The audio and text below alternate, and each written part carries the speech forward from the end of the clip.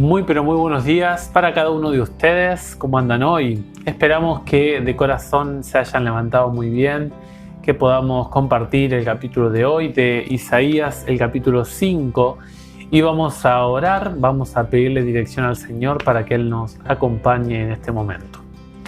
Querido Padre que estás en el cielo, gracias te damos porque nos regalas vida y salud.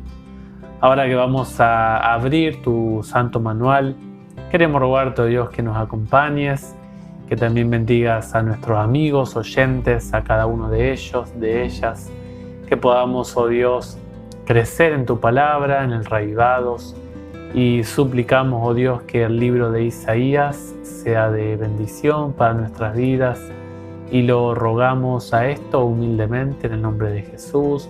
Amén. En el capítulo de hoy vemos 30 versículos describiendo nuevamente en primera instancia al pueblo de Judá. Isaías habló a Judá en particular, pero también utiliza la palabra Israel en ciertos pasajes del capítulo de hoy. Por lo tanto, podemos deducir que habla tanto para Judá en primera instancia como para Israel del norte en segunda instancia, y finalmente en el ámbito espiritual para todo el mundo gentil que se reúne en la persona de Cristo Jesús. Este capítulo se divide en grandes rasgos, enormes rasgos generales. Se divide en dos secciones, del 1 al 7 y del 8 al 30. Ustedes van a ver en la primera parte del 1 al 7 que Isaías toma de manera simbólica, mediante un canto, mediante un poema, hace una alusión simbólica de manera apelativa a Israel, hablando como una viña. Noten ustedes que hace una simbología, utiliza una parábola, una analogía para hablar del proyecto que tenía Dios con respecto a Israel en una mirada hacia una viña, la propuesta que Dios tenía, el propósito, el plan original que Dios tenía, pero que hubo resultados contrarios. Noten ustedes que en el versículo 2 dice que Dios la seleccionó entre otras vides, o sea, hubo una selección. Allí en Deuteronomio 7 hace alusión a que Dios la eligió a esta viña por amor. ¿Y cómo sabemos que Israel? Bueno, por Isaías 5:7, que nos dice a quién hace referencia a esta viña. Dice que Dios la preparó, le hizo un cuidado especial, le hizo una torre, podría ser el santuario o el templo, luego le hizo un lagar, que hace alusión a todo el conjunto de instituciones civiles, sociales que tenía el pueblo de Israel, donde trabajaban los jueces, donde trabajaban los profetas, los líderes de las escuelas de los profetas. Y también en el versículo 3 Dios les muestra al pueblo que quiere hacer una renovación con el pueblo suyo. Le dice: miren, vengan y sean ustedes, oh pueblo, testigos entre el trato que yo le hice a esta viña, y analicen ustedes la situación. Dios trata de hacer una nueva relación o renovar los vínculos con su pueblo. Y el texto 4 remata con una pregunta, y a veces cuando uno quiere enseñar una verdad o quiere hacer razonar a alguien, le hace razonar por medio de la pregunta y dice: ¿qué más se podía hacer por mi viña que yo no lo haya hecho? Si esperaba que diera uvas, ¿por qué dio frutos agrios? Dios dice: yo hice todo lo que pude con mi viña, la cuidé, la preparé, le entregué una gloria sin fin, le di éxito en todo lo que emprendió, amé a mi viña. ¿Qué pasó?, dice el Señor. Bueno, ¿qué es lo que pasó? Pasó lo que dice el versículos 5 y 6, que el éxito del pueblo de Israel llegaba a las manos de Israel por medio de la presencia de Dios. Y cuando Dios no estaba, noten ustedes que esta viña quedaba, o el pueblo de Israel en su conjunto, quedaba destinado a los sitios de las naciones, de las potencias de su momento.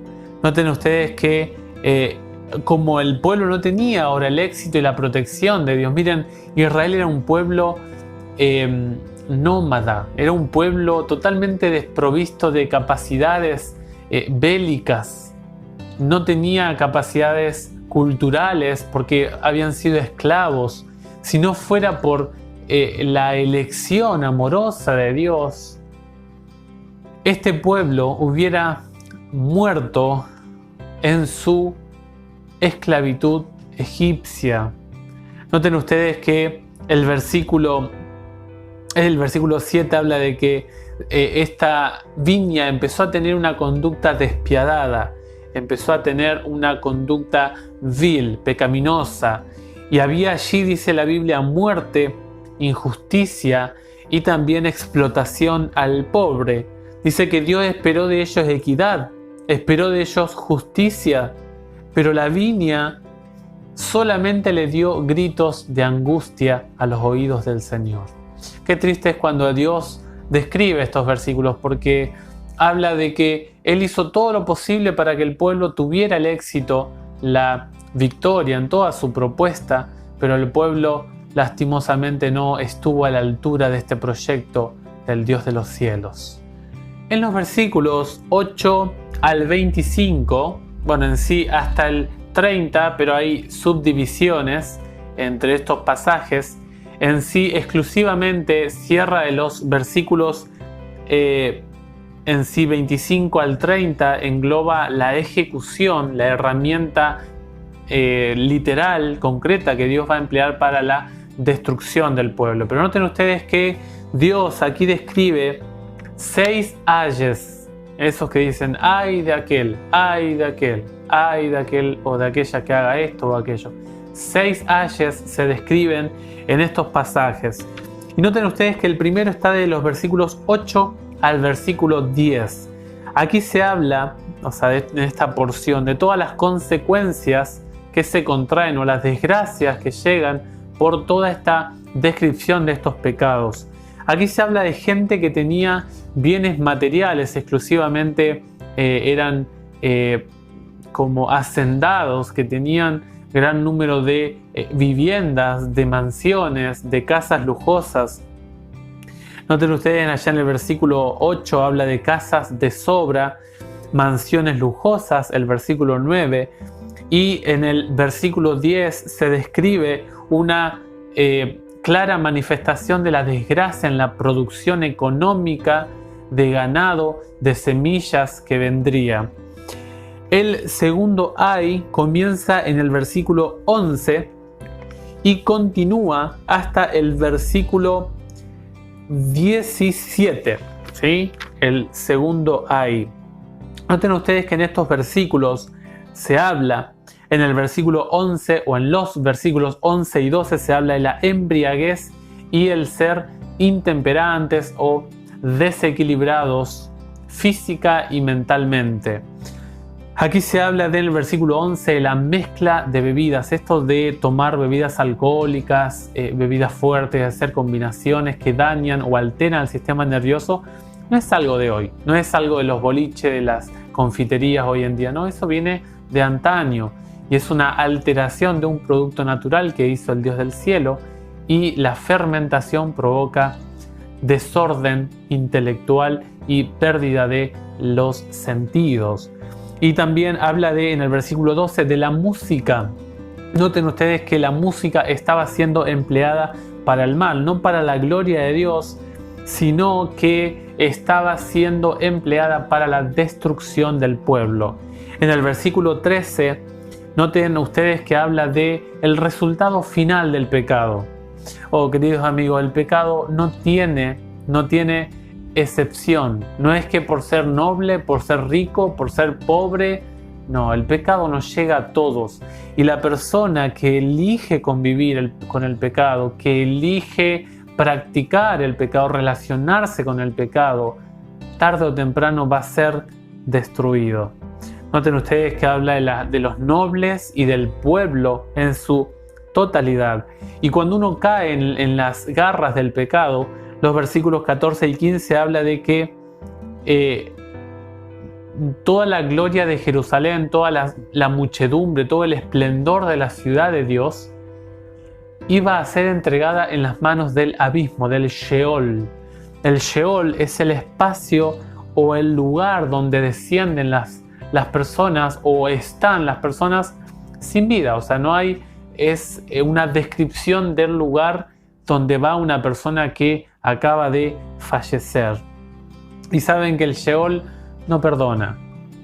Y la Biblia dice que Dios se entristece en el Salmo 88, se entristece de que sus santos vayan al lugar del silencio. Es decir, que el Sheol está como consecuencia de haber cedido al pecado. El versículo 16 habla de las características en contraposición de la actitud del pueblo, habla de las características del Dios de los cielos: rectitud, santidad y justicia, y Dios llama a juicio a su pueblo nuevamente. El juicio está destinado para hacernos llamar la atención de nuestro pecado y reconocer la justicia divina.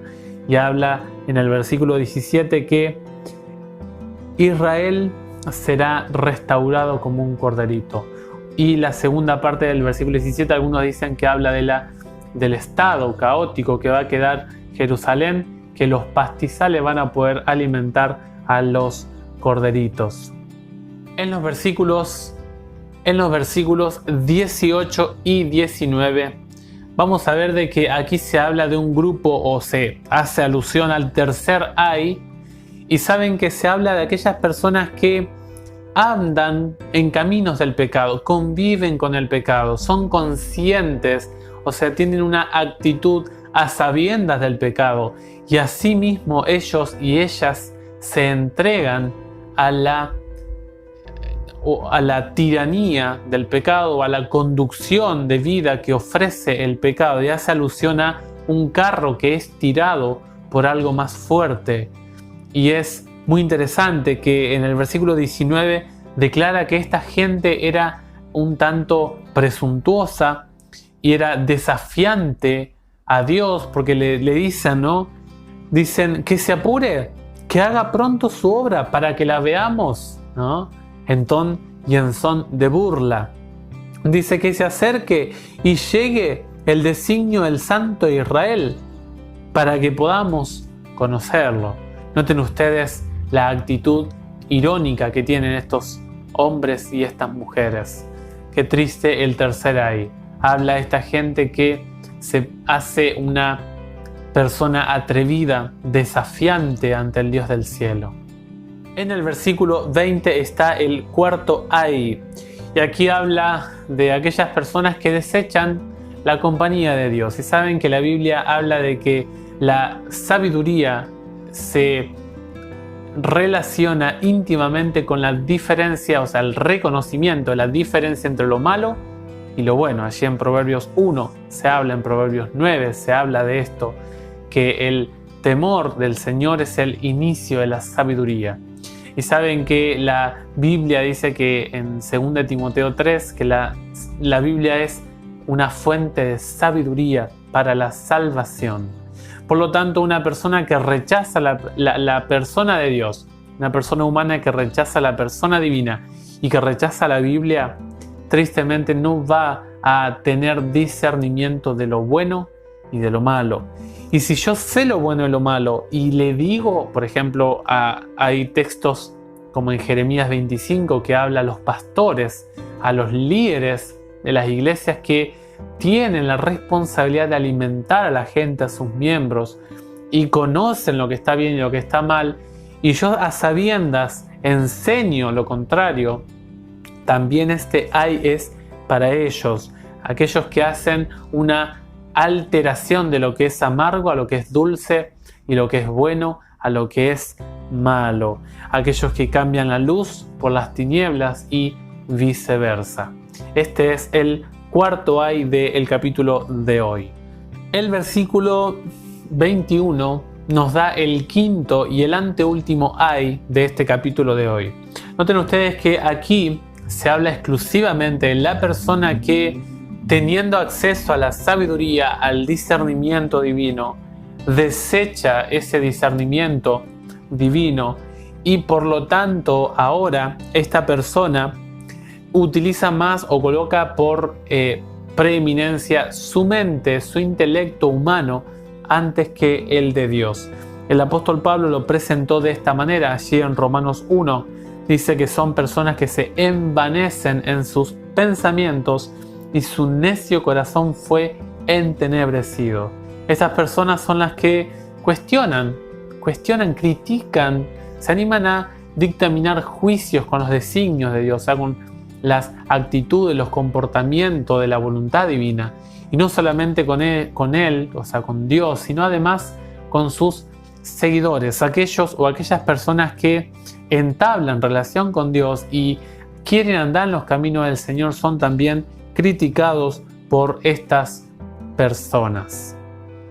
En el versículo 22 se habla del sexto y último ay y va hasta el versículo 24. Noten ustedes que también aquí se habla de los bebedores, como en el versículo 11 que se levantaban temprano, y el versículo 12 que habla de la música, que también eran personas que se levantaban temprano para poder beber más, pero acá habla de algo diferente, que acá no solamente que son borrachos, alcohólicos, que no cuidan su salud para nada, sino que además dice que absuelven, o sea, liberan mediante el soborno al culpable. O sea, hacen negocios por medio del soborno para que los jueces o el sistema judicial actúe en su propio favor. Dice que quitan al justo el derecho de acceder a la justicia humana, civil, social. Son personas que, conducidos o impulsados por el efecto del alcohol o de la sustancia que proviene o que tiene alcohol fermentada, noten ustedes que dice en el versículo 23 que estos hacen estas cosas: dan a los injustos libertad, justicia, y quitan la libertad y le dan injusticia a los justos. Por eso el versículo 24 dice: por eso como la lengua de fuego devora la paja y la hierba seca se consume en la llama, así su raíz será como podredumbre y su brote se disipará como el polvo, porque rechazaron la ley del Señor de los ejércitos y despreciaron la palabra del Santo de Israel. Noten ustedes que estos hombres van a ser destruidos de raíz, van a ser disipados, van a quedar como el polvo, porque rechazaron dos elementos de la persona y la propuesta divina. Noten ustedes que en primera instancia rechazan el escrito está. Como no se manejan con un escrito está, por lo tanto andan según sus propios designios. Y la segunda es que rechazan la ley de Dios. Por lo tanto, la ley, allí en Romanos 7, el apóstol Pablo habla de que la ley me muestra qué es lo que está bien y lo que está mal. Por lo tanto, cuando estas personas rechazan la ley de Dios, quedan al descubierto de saber qué está bien y qué está mal. Noten ustedes ahora las consecuencias de esta decisión. La persona que rechaza la ley de Dios y que rechaza la palabra de Dios va a ser realmente destruida, no tanto porque Dios quiera destruirlo, sino porque va a tener una conducta, va a tener una elección, una propuesta de vida que va a estar en contra o erradamente en los caminos del Señor. Qué bueno sería poder tener en cuenta estos dos elementos que este sexto ay tiene en cuenta, de rechazar la ley de Dios y la palabra de Dios. Y llegamos a la última porción, que es desde el versículo 25 al 30. Noten ustedes que en los versículos 25 al 30 se muestra claramente la paciencia de Dios. Se muestra de que Dios ama a la persona pecadora, ama al impío, pero Dios no aprueba en ninguna circunstancia el pecado, y mucho menos cuando la persona, el pecador, llega al campo de no tener vuelta atrás, de no tener esperanza en su estado pecaminoso. Entra en el terreno en el cual no hay escapatoria de la ira divina. Por lo tanto, ahora lo que va a hacer la descripción del profeta es que Dios va ahora a encenderse en ira en contra de su propio pueblo, va a extender su mano en contra del pueblo, y dice la Biblia que habrá un estremecimiento de las montañas, y ese estremecimiento matará a mucha gente. Es interesante que algunos conectan un posible terremoto en los días finales de Usías, del rey Usías, y dice: a pesar de todo esto no se aplacó su ira y su mano está aún extendida. O sea, ya había habido muestras de la ira de Dios y aún todavía continuaba. Y los versículos 26 al 30 literalmente, de manera concreta, nos describe la herramienta o el instrumento que Dios empleará, y es la nación asiria. Habla en el versículo 26 de una insignia, una señal visible que se ve de un ejército que viene, y también se habla de una nación lejana. Y noten ustedes que se habla de un silbido, que Dios llama a esta nación con un silbido. Por lo tanto, se enfoca en los sentidos de la visión y del oído para escuchar la propuesta que Dios está haciéndole a esta nación de los asirios. Dice en el versículo 27 que es una nación que viene equipada con tal de llegar a cumplir sus metas. Es un ejército que viene a cumplir su función dictado por el Dios del cielo. En el versículo 28 habla de la preparación para el combate que tiene esta nación. Habla de todos sus arcos, sus flechas afiladas, carruajes, caballos fuertes que no se agotan, y habla de ruedas de los carros como torbellinos. Noten ustedes la velocidad que emplea esta nación. Y luego habla de que tiene un combate de guerra en relación a una leona. Ruge como un león furioso, temeroso, un animal digno de ser temido. Él se lo compara como al rey de la selva. Y noten ustedes que cuando agarra una presa dice que nadie se la puede quitar. Y en aquel día, dice el versículo 30, lanzará un bramido contra ella. Como el bramido del mar, mirarán la tierra y solo habrá tinieblas y angustia. La luz será oscurecida por sombríos nubarrones. Finalmente hace la última metáfora el profeta Isaías en alusión a la llegada de esta nación imperiosa, ya preparada con la meta, el deseo de destruir al pueblo de Israel, y hace una simbología con la muchedumbre de aguas, y habla de que va a quedar todo en el vacío, va a haber torrentes que causarán destrucción y angustia en el pueblo de Israel, y por ende de Judá también. Queridos amigos, ¿qué nos quiere enseñar este capítulo de hoy? En primera instancia nos quiere enseñar que Dios tuvo y tiene un plan para su pueblo aquí en la tierra. No lo echemos a perder como el antiguo Israel. Dios, aquella persona que no quiere ingresar en su pueblo o que se dice ser de su pueblo y actúa de manera pecaminosa, tiene que saber que va a pasar por un juicio, va a ser un llamado de atención de parte del Dios del cielo para su vida como comunidad, como nación, pero también de su vida particular o individual.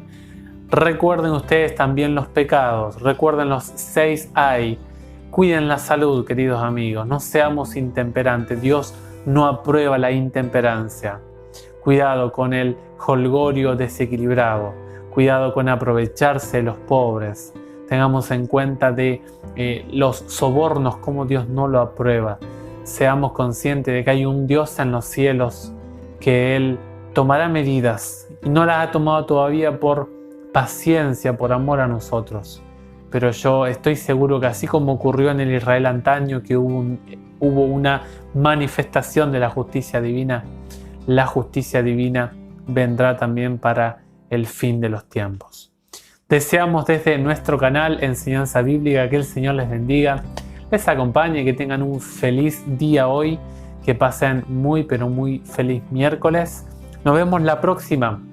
Suscríbanse al canal, denle me gusta a los videos, comenten, coloquen sus pedidos y también compartan con sus amigos y seres queridos. Nos vemos en el próximo video, si el Señor lo permite, y que les pase muy bien, que lo pasen muy bien en este día de hoy.